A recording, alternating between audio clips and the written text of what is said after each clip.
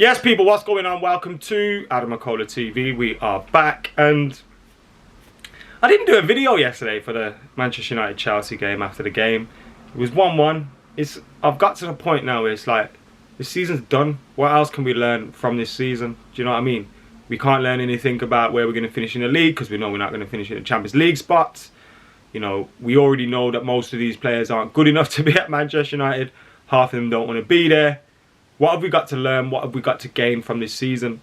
I think everybody has pretty much switched off, and you can see that in the players' performances.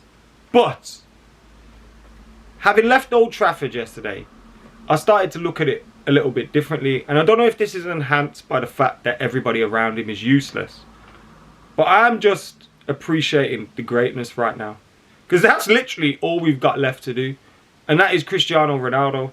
Like, how is it possible that a 37-year-old man is still putting in performances like that and putting everybody else to shame?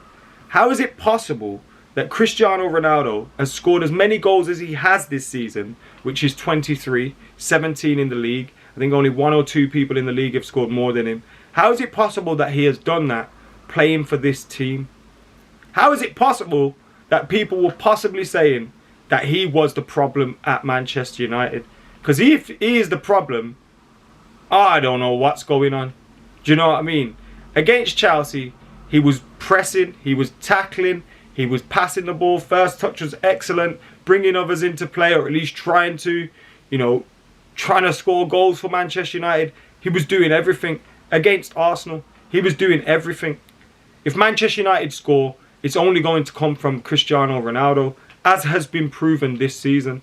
And look, we obviously got to see Cristiano Ronaldo at his peak, from 08 to his Real Madrid years and all those kind of things. But the player that we're seeing at Juventus and are now at Manchester United is just an extension of that greatness. And I kind of felt like, leaving the game yesterday, it sounds bad, but you leave the game and you're like, what's the point even coming to the game on Monday? And if you are someone that feels like that, Cristiano Ronaldo is the point, because you get to keep witnessing greatness. And at 37 years old, how long are we going to be able to do that for? You know what I mean? This might even be his last season at Manchester United for all we know. But how long, even whether he leaves Man United or stays, he's not going to be about on the football scene playing week in, week out for much longer.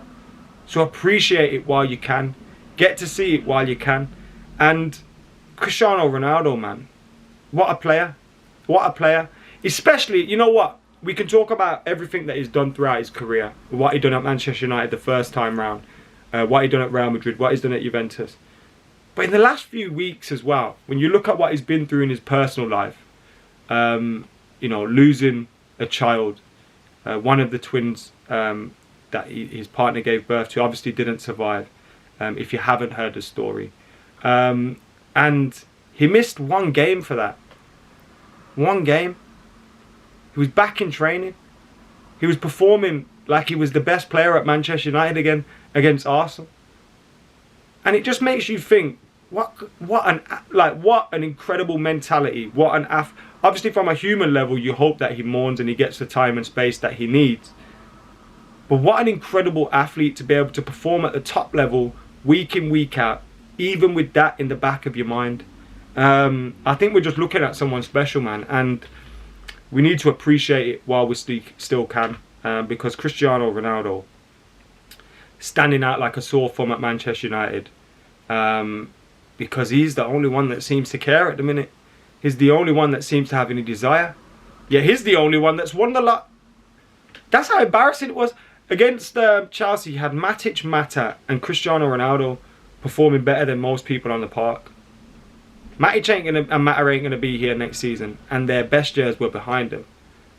Cristiano Ronaldo's obviously 37 years old, and them lot are putting everyone else to shame. And they the ones who probably you could get away with not showing as much desire, because they've won everything that they can win. One might have got a World Cup, Matic has got Premier Leagues and all that. Cristiano Ronaldo, we don't need to talk about. Yet they're showing more desire than anybody else. More professionalism, they're more embarrassed by defeat and, you know, going out like idiots. So, yeah, man, Cristiano Ronaldo, what a player, what a man, greatness, greatness. Appreciate it while you still can, because when he retires, it'll be a sad, sad day, and when he leaves Man United, it'll be a sad, sad day. And I'm just glad from his debut against Bolton, you know, just all the way through to this, like, we've got to see the journey. What a player, man. What a player. Won't be another player like him ever again. Also, up in the latest news, if you need some latest news, and this is probably a little bit depressing, to be honest, at least what I say after it. Well, Rangnick has been appointed Austria national team manager, which confirms his part-time role at Man United. And this just stinks a little bit to me. I hope Ralph Rangnick can juggle both. And there's a world where he can. You know, international football isn't a full-time job.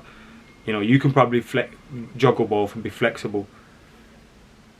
But it just stinks to me of potentially, in a few months' time, we see a statement where United are saying, thanks for your help, but Rangnick's decided to, you know, go full-time with Austria, or, you know, just focus on the Austria national team. United need to be listening to this guy. United need to be taking his opinions on board.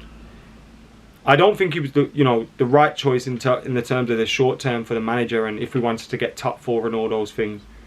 But in terms of the theory, in terms of the criticism that he will give the club, in terms of, you know, what he knows about football, the board needs to hear that and adhere to it, and put his plans into place alongside Erik ten Hag.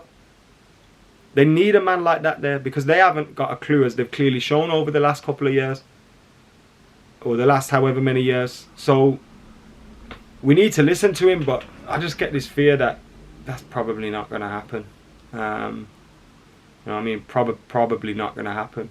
But how much does it sum up Manchester United when we finally appoint someone that would be suitable for a director of football, or, you know, one of those positions, and we appoint him as an interim manager, just in the wrong position altogether, you know what I mean? Then we allow him to become a national manager while he's on a part-time job at United. Anyway, guys, thank you for tuning in. If you wanted my reaction to that Chelsea game, this is it. Cristiano Ronaldo's the only one worth watching at Man United at the minute. And this season was over a long time ago. We've got nothing else left to learn from it. So, just can't wait for the end of the season, to be honest with you. Anyways, guys, make sure you're liking, commenting, sharing, subscribing. Keep it locked to the channel. Until next time, I've been AdamMcKola. I'm out of here.